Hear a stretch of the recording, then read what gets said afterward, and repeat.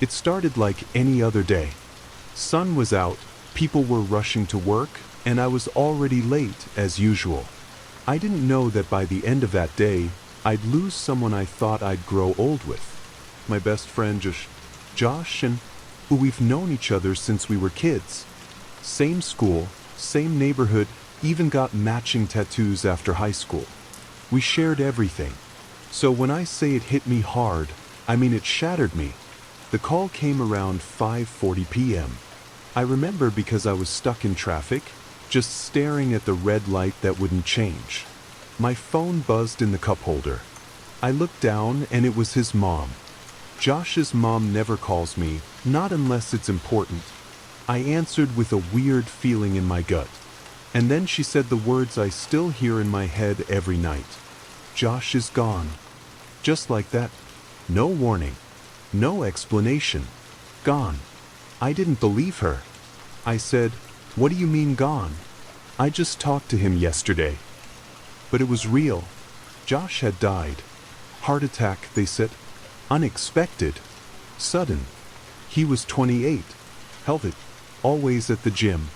Never smoked. Barely drank. I drove straight to his mom's place. Everything felt blurry. Like the world was moving too fast around me, and I was just frozen. I sat in his old room for hours that night. His guitar was still by the window. Posters still on the walls. It felt like he'd walk in at any moment and tell me this was all a sick joke. But he didn't. The next day, I tried to stay busy. Calls, messages, funeral plans. People sharing memories on social media. All the normal stuff people do when someone dies. But nothing felt normal. Then something happened. Something that still makes my hands shake when I think about it. 2 days after Josh died, I got a voicemail. From him. I saw his name on my screen while I was brushing my teeth. At first, I thought it was someone using his phone. Maybe his mom, or someone from his family.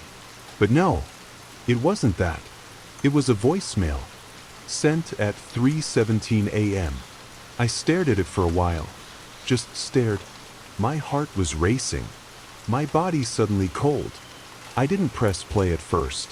I couldn't. I just sat there, phone in my hand, not knowing if I was about to hear his voice or something else. Eventually I hit play, and that's when everything changed. His voice came through the speaker, quiet, broken, and scared. He said my name. Then silence. And then he whispered something I couldn't quite understand. And then the line cut off. I stood there in my bathroom, frozen. The world went completely still. All I could hear was that tiny voice in my head saying, "He's dead. He's not supposed to be calling you." But he did. And that was only the beginning. I didn't sleep that night. Every time I closed my eyes, I'd hear his voice again. Not just in my head, but in that raw, shaky whisper from the voicemail.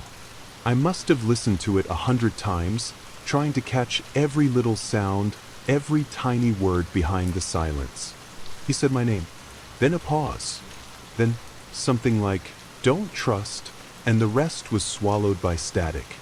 I wasn't sure if I was imagining it, or if it was really there. The static wasn't normal either. It wasn't like poor signal. It sounded almost alive. Like there was movement inside it. Breathing.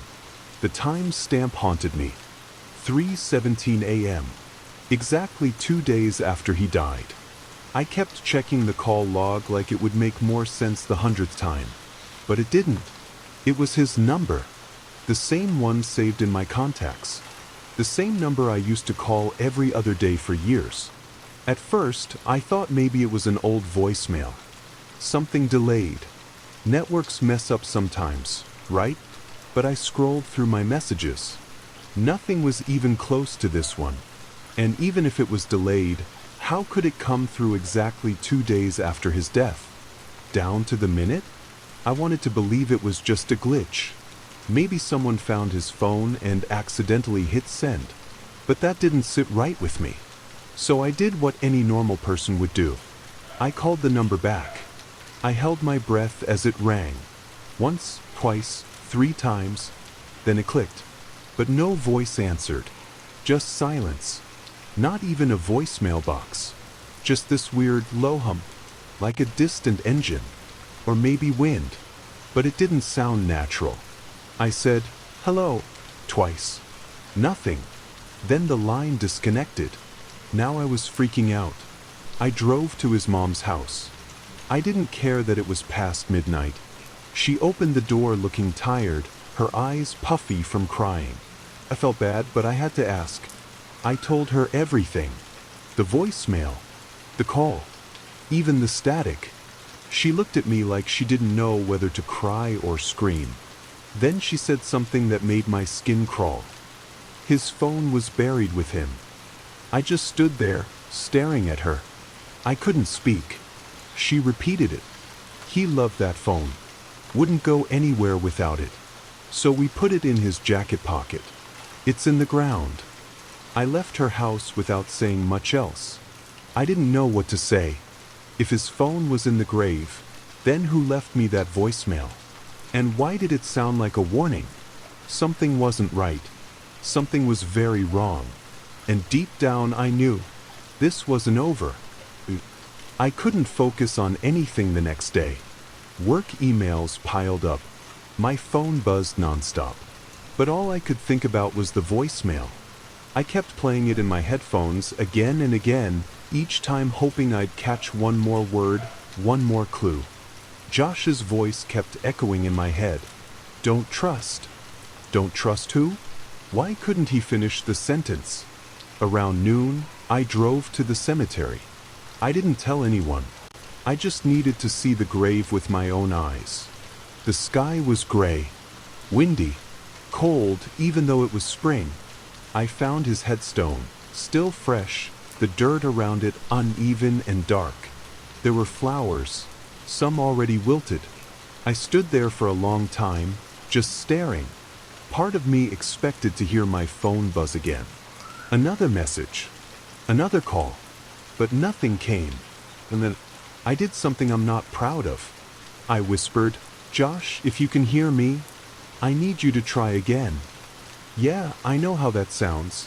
Crazy, like I was begging a ghost. But I was desperate. Something about that voicemail wasn't just creepy, it felt urgent.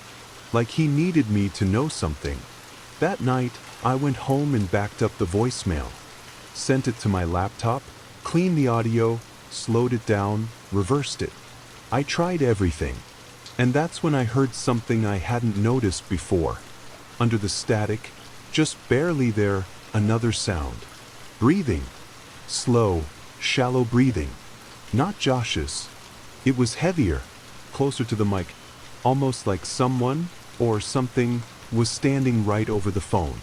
I paused the audio and just sat there, staring at the waveform on my screen. There were 2 people in that voicemail. And someone else. I didn't sleep again.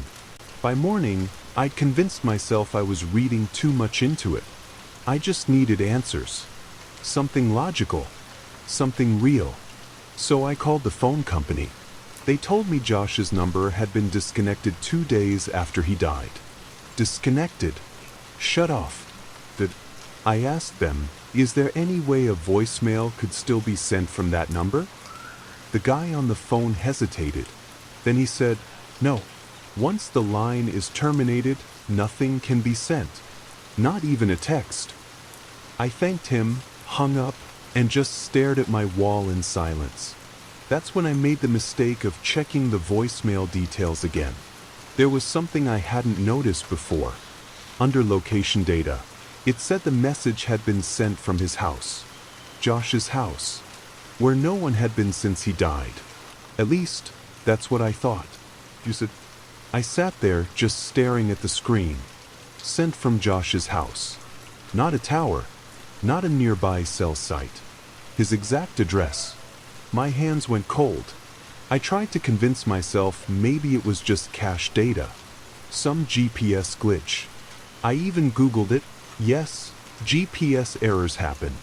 But never this specific. Not down to the house. Not at 3:17 in the morning.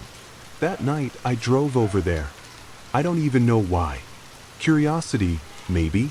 Or maybe I just needed to see it, to feel like I still had some control. Josh's house sat at the end of a quiet street. The porch light was off. Curtains closed. No signs of life. I parked across the street and just watched. It looked like any other house. Normal. Empty. But something felt off. The kind of off you can't explain. Like the air was heavier around it. Like the silence was louder than it should be. I sat there for about 15 minutes, engine off, windows cracked. The cold air felt good. It helped me think. Then I saw it. The upstairs light flicked on. Just for a second. Then off again. I didn't move. Didn't breathe. I just stared at the window. No one was supposed to be there. Josh lived alone. His mom hadn't been inside since the day she packed up some clothes for the funeral. She told me she couldn't bring herself to go back. I pulled out my phone and checked the call log again. My thumb hovered over the voicemail. I didn't play it. I knew every second of it by now. Instead, I got out of the car. I don't know why I did it. I didn't have a plan. No flashlight, no weapon, nothing. Just me, my phone, and a growing sense that I was doing something really stupid. The front yard was quiet. Leaves rustled under my feet. I tried the porch light. I walked up to the door and knocked once. Then again. Nothing. I waited. Then tried the handle. It was unlocked. Of course it was. The inside smelled untouched. Like old wood, dust, and something faint underneath. Something almost metallic. I called out, "Josh?" I knew how stupid that sounded, but I couldn't help it. Silence. I stepped inside, heart pounding so hard it echoed in my ears. Everything was just like I remembered. Couch with that stupid old blanket. Empty TV stand. Framed photo of us at the beach last summer. The only difference was the quiet. That and the weird chill in the air. I walked toward the stairs. Each step creaked under my weight. I reached the top, turned the corner, and faced his room. The door was open. Barely. The same room where the light had turned on. I pushed it open. Empty. Bed neatly made. Closet closed. Window slightly cracked. I was about to turn around and leave when I noticed something on his desk. His phone. No way. It was right there, screen facing up. The same black case he always had. Scratched at the edges. The same one I thought was 6 feet underground. I picked it up slowly. The battery was low. 4%. The lock screen lit up. One new recording, 3:17 a.m. My chest tightened. I tapped it open. The file was just titled, "For You." I hit play. Josh's voice came through, but it wasn't like the first message. This one was clearer. Closer. Urgent. Just, "If you're hearing this, something went wrong.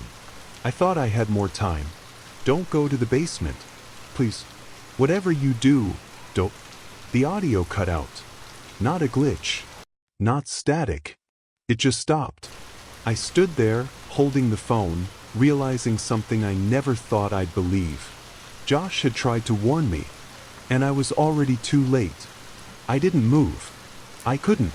I just stood there in his room, holding the phone like it might burn through my hand.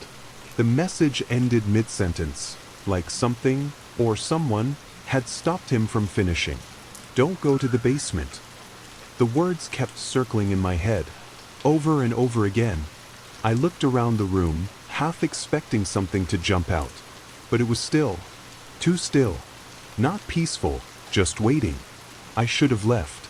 I should have walked out of that house, locked the door behind me, and never looked back. But I didn't. I stepped out into the hallway, heart thudding in my chest like a warning bell. The stairs to the basement were at the end of the hall. A narrow door, half covered in peeling paint, almost hidden behind a coat rack. I stared at it. Josh said not to go down there. What was he hiding? My fingers moved on their own. I opened the door slowly, quietly. It creaked like in every horror movie you've ever seen. Except this was real. And I was alone. A musty smell hit me immediately. Damp wood, cold air, and something else underneath, something sour. The light switch didn't work. Of course it didn't. I pulled out my phone and turned on the flashlight. The stairs creaked under my feet, each one protesting like they hadn't been stepped on in years. The beam of light danced over shelves of old paint cans, dusty boxes, and cobwebs. Just a regular basement, I told myself. Just storage. But then I saw it. A blanket, in the corner, crumpled like someone had been sleeping under it. Next to it was an old cassette recorder, the kind you don't see anymore, with a used tape already inside. I stepped closer. The floor groaned. My light flicked just for a second. I picked up the recorder. It felt warm. Too warm. I pressed play. The tape hissed to life, crackling like it hadn't been touched in decades. Josh's voice came through again. But this time, he sounded different. Nervous. Like he was whispering even though he was alone. If this gets out, they'll know. They're listening. They always are. I didn't find it. It found me. In the dark. I thought it was just a voice. But it's more than that. It follows you. It mimics. If you hear me again, and I sound like me, don't believe it. It's not me. My blood ran cold. The tape clicked off. And in the silence that followed, I heard it. Footsteps. Upstairs. Slow. Heavy. One at a time. Someone, or something, was inside the house. But I was the only one who came in. I didn't move. I didn't breathe. I just stood there in the dark basement, holding the recorder in one hand and my phone in the other, the flashlight trembling with every beat of my heart. The footsteps were real. Slow. Heavy. Measured. Whoever was up there wasn't rushing. They weren't searching. They were coming. I backed away from the recorder and stepped behind one of the old shelves, crouching low. My phone light hit a stack of broken picture frames and boxes covered in dust. I turned it off. Complete darkness. My ears strained. Every creak of the floor above made my stomach twist. I heard the steps move from the front hallway toward the living room, then toward the kitchen, then silence. No more movement, just the kind of silence that feels alive, like it's waiting for something, or someone. I didn't know what to do. If I went upstairs and it was just someone messing around, maybe I could explain it. But if it was something else, if what Josh warned me about was real, I couldn't finish the thought. Then the footsteps started again, but slower this time, almost dragging. And then the basement door creaked open. I could hear it, that long, groaning sound of old hinges. Something stepped onto the top stair. I froze. Each step down was deliberate. No rush. No sound except the wood protesting under its weight. I wanted to run, but I couldn't. My legs were locked in place. My breath caught in my throat. The beam of light from something lit the bottom steps. But it wasn't a flashlight. It flickered like fire? No, not fire. It pulsed like a heartbeat. A soft red glow. Then a voice. My name. Spoken low. Familiar. Josh's voice. Hey, you down there? It sounded exactly like him. Same tone. Same casual drawl he always used when he was messing around. But I remembered the warning. If you hear me again, and I sound like me, don't believe it. It's not me. I didn't answer. I didn't move. Come on, man, the voice said. Closer now. 2 more steps down. Why are you hiding? It's just me. No, it wasn't. Josh was dead. I saw the body. I went to the funeral. I heard his mom sob at his coffin. Whatever this was, it wasn't my friend. I gripped my phone tighter, heart slamming in my chest. And then the voice changed. Cracked. Like someone trying too hard to sound like him, but losing control. It said my name again, but this time, too fast. Too sharp. like it didn't understand the way a human should say it. Then silence. No more steps. No more talking. I waited in the darkness, barely breathing, listening for anything. And then a whisper. So close I could feel it against my ear. Found you. I turned on the flashlight, swung it up, but the stairs were empty. I bolted. Didn't think. Didn't look. Just ran. I scrambled up the basement stairs, nearly tripping over my own feet, crashing into the door so hard it slammed against the wall. I didn't stop. I flew through the hallway, past the living room, out the front door, and into the cold night air like something was chasing me. I didn't turn around. I couldn't. I jumped in my car, slammed the door shut, and locked it 3 times. My hands were shaking so bad I almost dropped the keys. The house stood still behind me, silent, watching. I sat in the driver's seat, trying to catch my breath, heart racing like it was trying to escape my chest. What the hell did I just hear? Josh's voice, but not Josh. Something pretending, copying, mimicking. I remembered the tape, the mimics. If you hear me again, and I sound like me, don't believe it. I didn't know what that thing was, but it knew me. It knew Josh. It was using his voice, his words. It even knew where I was hiding. It whispered right next to me in the dark, and there was no one on the stairs. Whatever it was, it wasn't human. And it didn't want to scare me. It wanted to trick me, lure me out, make me believe.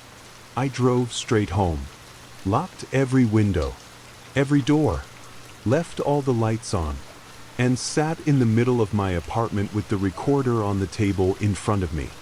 I didn't want to touch it, but I couldn't stop staring. That night, I didn't sleep.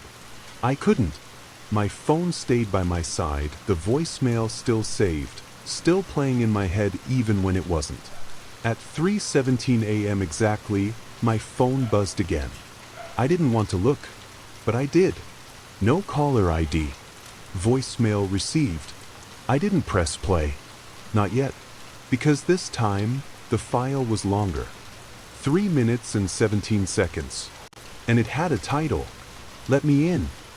That was when I realized this wasn't just a voice. This thing wanted something. It wanted me. I stared at the screen. Let me in. 3 minutes. 17 seconds. Same timestamp. 3:17 a.m. That number again. Always 3:17. But what was the connection? I didn't play it. Not right away. My thumb hovered over the play button, but something in my gut said, don't. Not yet. Instead, I grabbed my laptop, plugged in the phone, and backed up the voicemail file. Twice. Then I turned off my Wi-Fi, disabled Bluetooth, unplugged every smart device in the apartment. Whatever this thing was, it was getting in somehow. Through calls. Through messages. Through sound. Josh said it mimics. That it follows. That it waits. And now, it was asking to be let in. Let in where? My apartment? My mind? I sat there with the screen glowing, every second ticking by like a countdown. 3:23 a.m. Still no sound. No knock. Nothing. I couldn't take the silence anymore. I had to hear it. I had to know. So I hit play.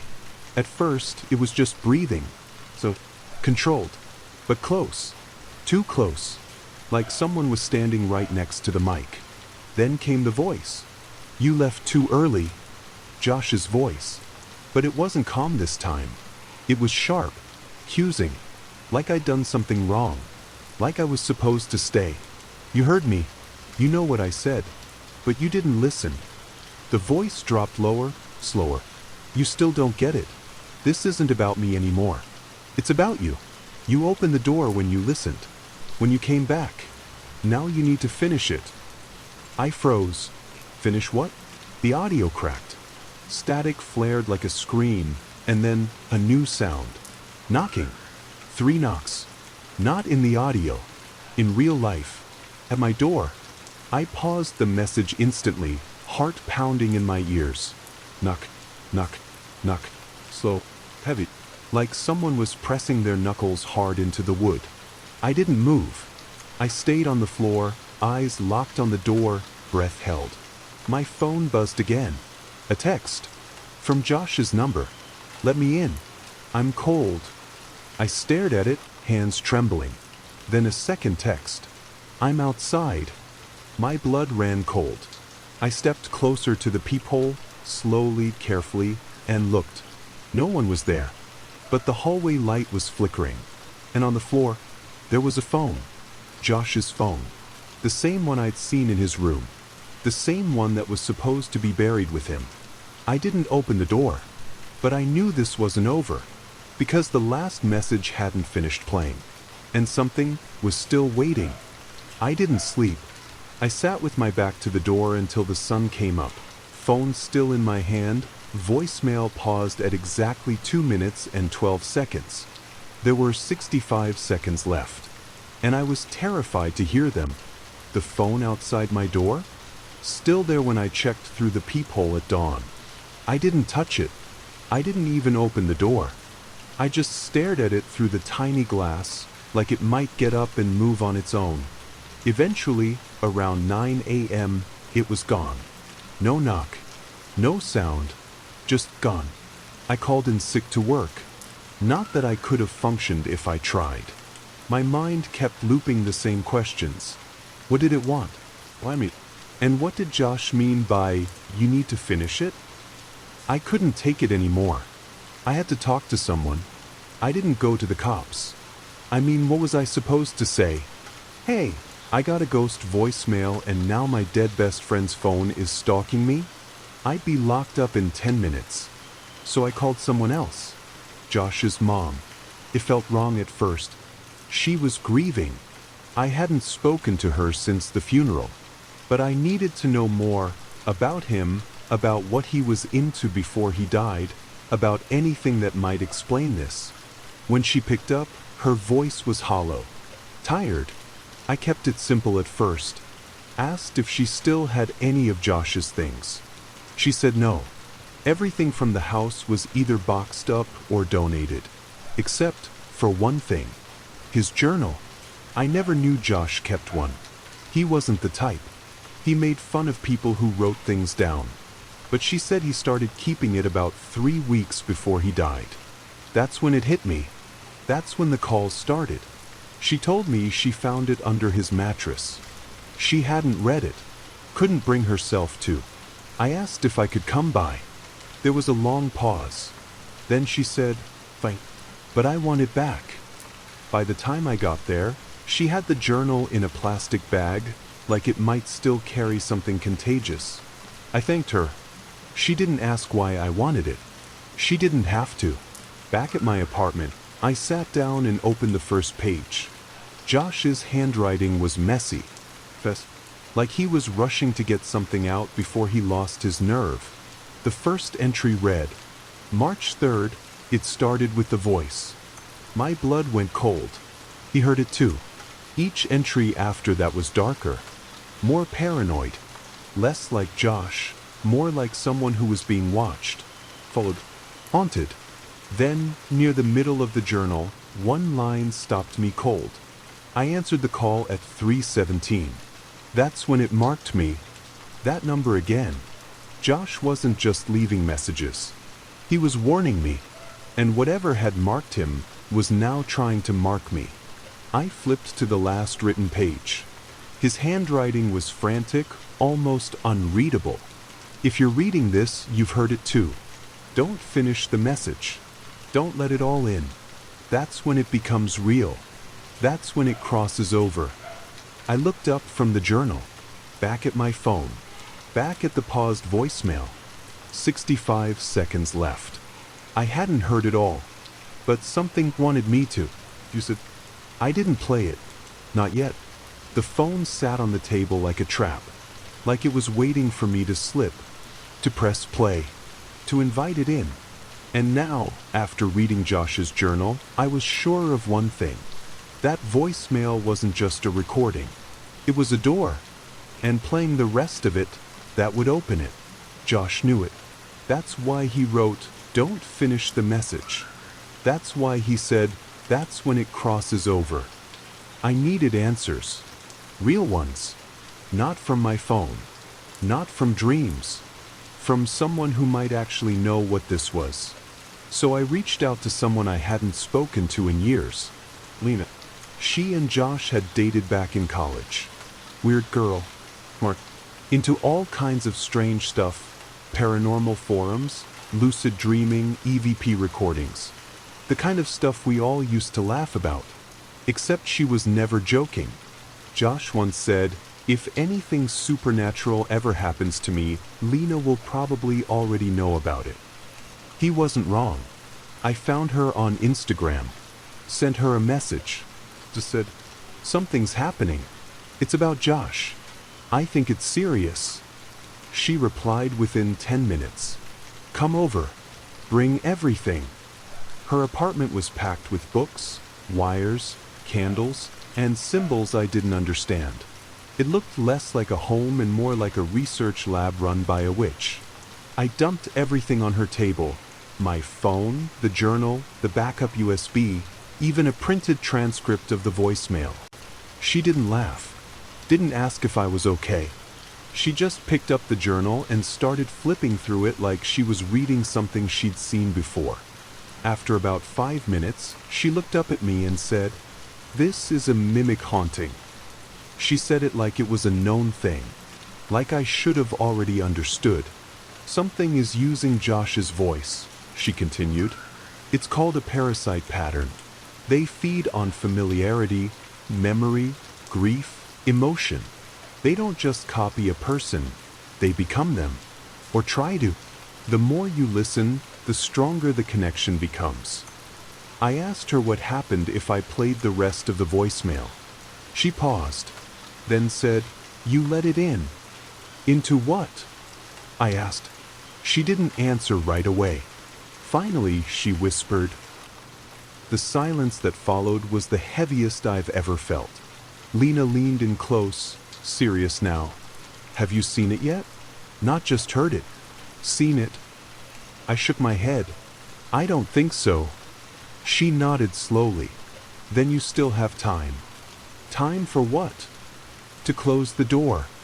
I asked how. She took a deep breath and said something I'll never forget. "We have to finish the message on our terms." That night, we planned everything. Lena had old audio equipment, protective symbols, salt, yes, literal salt, and a ritual she'd pieced together from years of studying mimic hauntings. Her plan was simple but terrifying. We'd play the rest of the voicemail inside a protection circle, with the recorder running, and we'd try to trap it. She warned me, "It will try to confuse you. It will sound like Josh. It will say things only he could know. Don't respond. Don't speak. And whatever you do, don't leave the circle." I nodded. I agreed. But inside, I was already unraveling, because a part of me still wanted to hear his voice. The real Josh. Just one more time. And that's exactly what the thing was counting on. We waited until after midnight. Lena said that was when the barrier between here and there was thinnest. I didn't ask questions. I was too afraid of the answers. Her living room had been transformed into something out of a horror movie. Candles in every corner. Symbols chalked into the wood floor. Salt poured in a perfect circle around the middle. A recorder sat at the edge, ready to capture everything. My phone was in the center, screen dimmed, voicemail still paused at 2:12. Only 65 seconds left to hear. Only 65 seconds between us and it. We sat down inside the circle. Lena gave me a look, not scared, but ready. I wasn't sure I could say the same. "You press play," she said. "It needs your voice. You're the one it's tied to." I nodded, reached for the phone, and tapped play. The message resumed instantly. At first, nothing but silence. The breathing, same as before. Close. But this time, it wasn't alone. Underneath it, something else. Like a low growl, deep and wet, pulsing behind the breath. Then the voice returned. Josh's voice. I didn't want this. I didn't know what it was when I picked up. But once you answer, it hears you. It learns. It knows your name, your memories, your regrets. The sound cracked, glitched like a scratched CD. Then continued. It won't stop at me. It wants to wear you next. I clenched my fists. My throat was dry. Across from me, Lena's eyes were locked on the phone, unmoving. The tone of the voice changed. Hey, remember senior year? The roof of the library? You swore we'd jump, but you froze up. I laughed so hard, man. I swallowed hard. That memory, no one else knew it. Not like that. You cried when your dog died. Told me it was just allergies. My breath hitched. It knew everything. It was him, but also not. Then the voice shifted. Distorted like rubber pulled too far. Let him. The candles flickered. The air turned cold. Lena's recorder began to hiss. My phone started to vibrate violently, like it was shaking from the inside out. Then I heard it. Another voice. Beneath Josh's. Twisting through it. Not human. A deep, guttural growl shaped into words. You are hollow. I will fill you. The circle of salt quivered. Lena reached into her coat and threw a handful of ash into the air, shouting something in a language I didn't recognize. The phone screamed. Not a ringtone. Not audio. A real, physical scream. High-pitched, inhuman, bone-splitting. I doubled over, covering my ears, pain shooting through my skull. Silence. Total. The phone screen dimmed. The message ended. 3:17 on the dot. We sat there, gasping, sweating, frozen. Lena looked at the recorder. It was still running. Still normal. She turned to me slowly and said, I think it worked. But I wasn't sure. Because in that silence, I still heard it. Breathing. Behind me. Inside me. Like the door had shut. But something had already slipped through. You said, I didn't tell Lena. Not at first. She looked so relieved, like we'd won, like the ritual had worked. The recorder was normal. The salt circle unbroken. The candles were still burning. Everything had gone according to her plan. Except for me. I still felt it. That quiet, steady breathing. Not in the room. Not in the air. But somewhere deeper, somewhere inside, like I had swallowed something I couldn't cough back up. Lena was packing up her notes, brushing chalk from the floor, already talking about how to destroy the phone, the backup USB, the journal. Close every link, she said. Break every tie. I nodded, pretended to agree, but my hands wouldn't stop shaking. I didn't sleep that night. I lay in bed, eyes wide, phone powered off, battery removed, everything silent. Except the breathing. It never stopped. Even when I held my breath, I could still feel it, like something was exhaling through my spine, curling in the back of my skull. By morning, I started to notice other things. Little things. The mirror in my bathroom was fogged up, even though I hadn't used the shower. There were footprints in the condensation. They're human, but facing the wrong way. Like someone had stood in front of the mirror, but wasn't facing it. When I turned my back to the mirror, I could have sworn I saw movement. A flash of red, like a pulse. I told myself I was imagining it. But then, that afternoon, I checked my voicemail again. There was a new message. No caller ID. 3:17 a.m. Voicemail, midnight. Transcript, no audio. Except there was audio. When I downloaded the file and opened it through a waveform editor on my laptop, I saw it. A single pulse. Barely audible. I boosted the volume. Slowed it down. What I heard was not a voice. It was a heartbeat. Not mine. Too slow. Too deep. Too cold. It played once. Then again.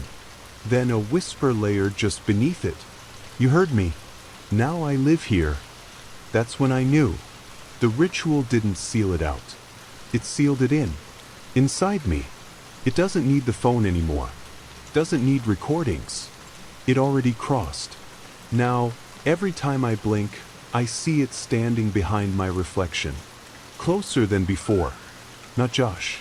Not a monster. Just a shape. A space where something shouldn't be.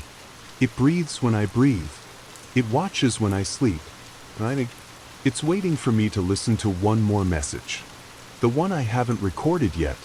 Because the next time someone calls from my phone after I'm gone, it won't be me. I tried everything. Meditation, burning sage, cold showers, therapy, denial. But nothing could scrape it out of me. It wasn't just a feeling anymore. It was a presence, a weight, like I was wearing something invisible, stitched tight to my skin. Every hour that passed, it got heavier. Lena noticed it too. She said my voice had changed. Not the tone, but the timing. You talk like you're listening to someone else, she said. I was. Sometimes in the middle of a sentence, I'd stop, like something whispered over my words. And I couldn't explain why, but I listened. It wasn't like hearing thoughts. It was like hearing a voice just behind my own. Just close enough to feel, but too faint to understand. Until it wanted me to. Then it spoke clearly. And every time it said the same thing. Say it. Say what? I didn't know. But I felt this pull, like if I said just the right word, the right sentence, the right name, it would unlock something. A pressure building behind my teeth. And then I had a dream. At least I think it was a dream. I was standing in my old high school hallway. Empty. Lights flickering. The same hallway where Josh and I used to sneak out during lunch and tell stories about our futures, none of which ever came true. I turned the corner and there he was. Just smiling. Waving. He looked normal. Happy. But something was wrong with his eyes. They didn't blink. Just stared, like windows with no glass. He opened his mouth and said, "You've got my voice now." I shook my head. Told him, "You're not real." And he said, "Not anymore. But you are. And they like you." Then the lights above us exploded, one by one, until it was pitch black. I woke up gasping. And when I sat up, my phone was already recording. No app was open. No hands had touched it. It was just recording, like it had started on its own. The title? Say It. I played it back. And it was me, breathing, whispering, repeating 3 words over and over again. Let me speak. Over and over. Faster. Louder. Until the voice wasn't mine anymore. Until it sounded like Josh. Until it sounded like something else. That was when I realized this thing didn't want to haunt me. It wanted to become me. And it was close. Closer than ever. I stopped going outside. Stopped answering calls. Stopped responding to texts. I unplugged everything in my apartment. TV, laptop, even the microwave. Anything with a screen. Anything that could record, playback, reflect. Because no matter what I did, I kept hearing my voice when I wasn't speaking. In the corners of the room. In the hum of the fridge. In the static of the radio I hadn't turned on in weeks. Not Josh's anymore. Not even the mimic. It was mine. But wrong. Stretched. Hollow. Like someone had cut pieces out of it and stitched it back together, almost. But not quite. Right. Lena came by, banging on my door, begging me to let her in. She was scared. Said she'd been having dreams too. That something was using me now to reach her. That the voicemail was spreading. That it was contagious. I told her to go. I told her I wasn't safe. She didn't listen. She slid something under the door. A note, in her sharp handwriting. It doesn't want your body. It wants your memory. Your voice is just the carrier. I didn't know what that meant at the time. But then it clicked. His phone. The voicemail. His voice. That was the first thing that changed. The first thing it needed to mimic. To crawl inside his life and wear it like a mask. Now it had mine. Now it was using me the same way. I opened the recorder on my phone. Not to record, just to listen. And sure enough, there were files I didn't make. All titled with dates and times. Most of them had no audio when I played them. But one had a full conversation. Between me and my mother. Except I never made that call. And she never answered it. But there was. A perfect recording. Me asking how she was. Her answering, confused. Me saying I missed her. Her crying. I couldn't stop shaking. It wasn't just speaking like me anymore. It was speaking as me. Reaching out. Slipping into people's lives using my voice. My tone. My memories. It was building something. A version of me. One that wasn't me at all. That's when I knew. It was almost ready. Almost complete. And once it was, I wouldn't be needed anymore. I woke up at 3:17 a.m. Of course I did. The room was dark, but not empty. I could feel it, something pressing in, thick and still, like the air had stopped breathing. My phone was already on. Unlocked. The screen lit up with a new notification. Voicemail sent. I hadn't touched it. I hadn't said anything. But it had my name on it. And it was sent to Lena. I sat up fast, heart punching through my ribs. I checked the message log.